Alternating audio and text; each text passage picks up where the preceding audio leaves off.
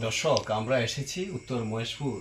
আমাদের খুব চেনা পরিচিত প্রিয়জন, আমাদের পঞ্চায়েতের গাঁও পঞ্চায়েতের উপপ্রধান একটা রেস্কিউ কল ছিল। তো আমরা দেখি সাপটা এখানে এই টিনের ফাঁকাতে আত্মগোপন করে আছে। ওনার মিসেস দেখেছেন। তো আমরা সাপটিকে উদ্ধার করি, পুরোটা আপনাদের সঙ্গে রাখবো, দেখাবো।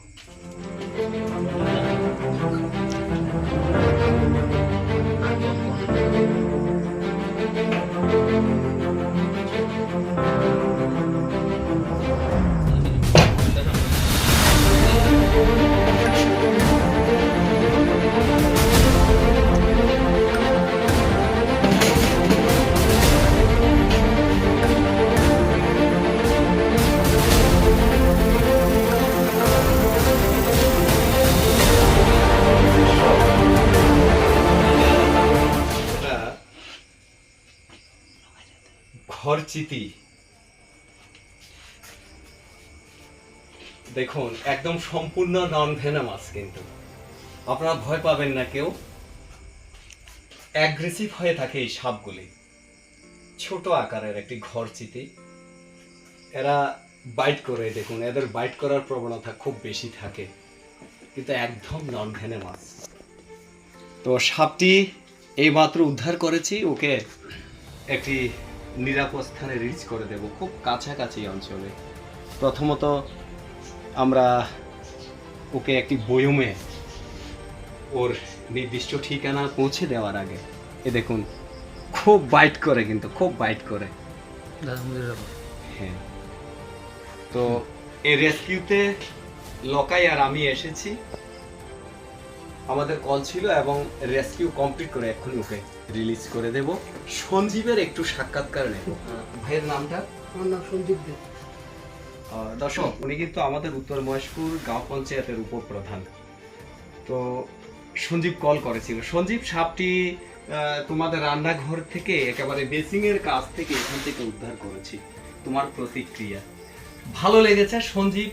ওরা সাপটিকে দেখার পর সাপটির কোনো ক্ষতি না করে না মেরে আমাদেরকে খোঁজ দিয়েছে। লকাই আর আমি, আমরা এইভাবে বন্য প্রাণীগুলিকে বাঁচানোর জন্য আমরা আপ্রাণ চেষ্টা চালিয়ে যাচ্ছি।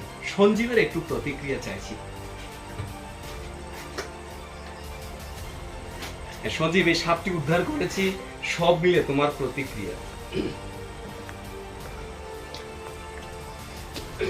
আমাদের সবার প্রিয় আমাদের দাদা অসীম দাদা এবং আমার ছোট ভাই লগাইকে অসংখ্য অসংখ্য ধন্যবাদ।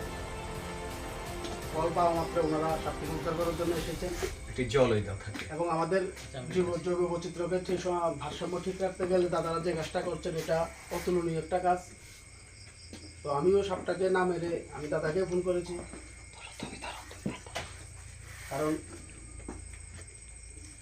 সব সাপেরই বিষয় না, এটা দাদারা খুব ভালোভাবে জানে। তো আমরা তো আসলে সাপ দেখে ভয় পাই, তো সেই ভয়ে অনেকে আমরা সাপকে মেরে ফেলি, কিন্তু এটা না করে আসলে দাদারা যেহেতু এই কাজের সাথে, এই ধরনের একটা সামাজিক কাজের সাথে যুক্ত আছেন, দাদাদেরকে ফোন করলে সবচেয়ে বেটার। দাদারা ওই সাপটাকে রেস্কিউ করে এবং ওটার যে একটা সঠিক স্থান, সেই সঠিক স্থানে নিরাপদ জায়গাতে এই সাপটাকে রেস্কিউ করে ওনারা ওখানে নিয়ে ছেড়ে দেন। তো আমার এটাই অনুরোধ থাকবে আপনাদের সবার কাছে যে এরকম আমাদের যে কোনো বাড়ি ঘরে যদি এরকম আমরা সাপ দেখি, তো সঙ্গে সঙ্গে তাদের কল করবেন, অবশ্যই কল করবেন।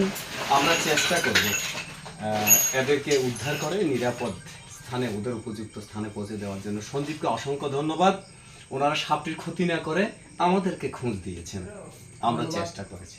দাদাকে এবং আমার ছোট ভাই লখাইকে